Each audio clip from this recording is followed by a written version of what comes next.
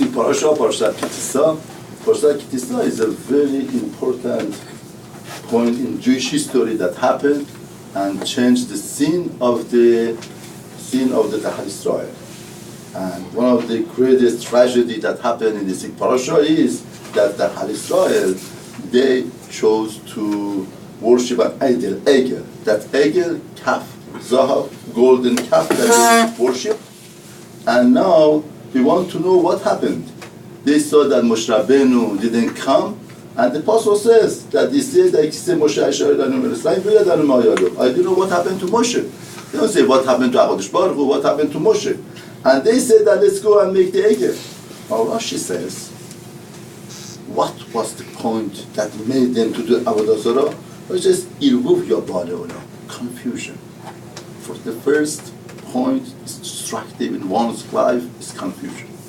Once somebody is confused, he could get him, the Yetzirah could get him to worship even idol.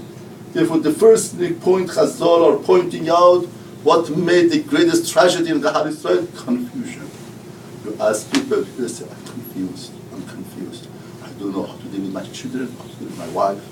Therefore, in life, a person has to find a mentor to help him out.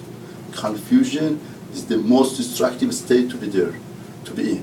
As a husband, as a wife, as a mother of children, as a child, confusion is destructive.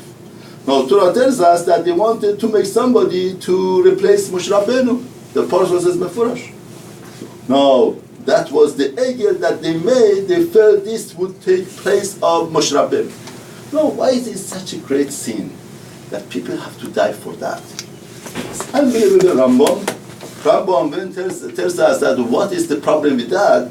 Rambam says there are 5 people that are called minim. Minim means those that don't believe in HaKadosh Baruch Hu. Somebody who said that there is no God, he doesn't contact the world. Somebody said that there is a manhig, but there are 2 or more. You can't say that there are 2 or more. That also is type of idol worshipping. He says there is only one. But it has an image. It has physical body. Somebody who said that's not God, only God. There are other powers, other forces also. And Rambam says the last one, a fifth of this group, a fifth.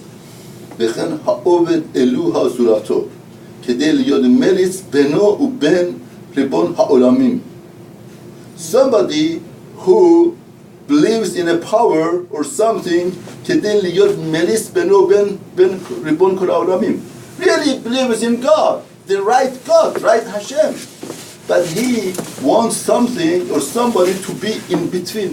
Melis is translator. Somebody to coordinate between him and Ribono Shel Olam, the true God. Now, Rambam calls him these 3 people are non-believer in HaKadosh Baruch Hu.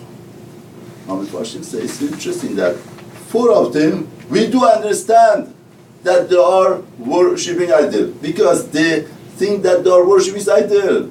If they say there is another power, it's not HaKadosh Baruch Hu. If they say that there is no Hashem, there is no Hashem. If they say it doesn't conduct, doesn't express 2 or image. But what about the last one? What's wrong with the last one? He believes in HaKadosh Baruch Hu. But the only thing is that he feels he by himself cannot relate to HaKadosh Baruch Hu. He needs something to come in between. No, it's not fair. We should call him a mean, somebody who doesn't believe. He understands HaKadosh Baruch Hu. He knows the 13 principles of Hashem. He believes in that. But the only thing is that he needs something in between. Rambam is telling us in the Parashat Chet Egel, Torah is revealing to us one of the greatest foundation of humanity, which is not believing in yourself is as bad as not believing in Hashem. These 4 of them don't believe in HaKadosh Baruch Hu, and they are called non-believer. The 5th one, he believes in a right God. He understands right Hashem. He doesn't believe in himself. He doesn't understand, doesn't believe that he could relate to HaKadosh Baruch Hu. He needs something to be between him and HaKadosh Baruch Hu. Therefore, Torah is teaching us one of the most fundamental points of life. Not believing in yourself is equal to not believing in HaKadosh Baruch Hu. Somebody who doesn't believe in himself is just bad as not believing in Hashem. Because HaKadosh Baruch Hu, that belief, that emunah, that HaKadosh Baruch Hu created everybody. Hashem gave everybody duty, a tafkid, an appointment to do, to carry. Person has to know his own chashivut. Person has to believe in himself that he is going to do something in Avodat Hashem, in the Malchut of HaKadosh Baruch Hu. Not believing in that is as bad as not believing in Hashem. As the legend says, once HaKadosh Baruch Hu came to the throne and saw that throne is crying and crying.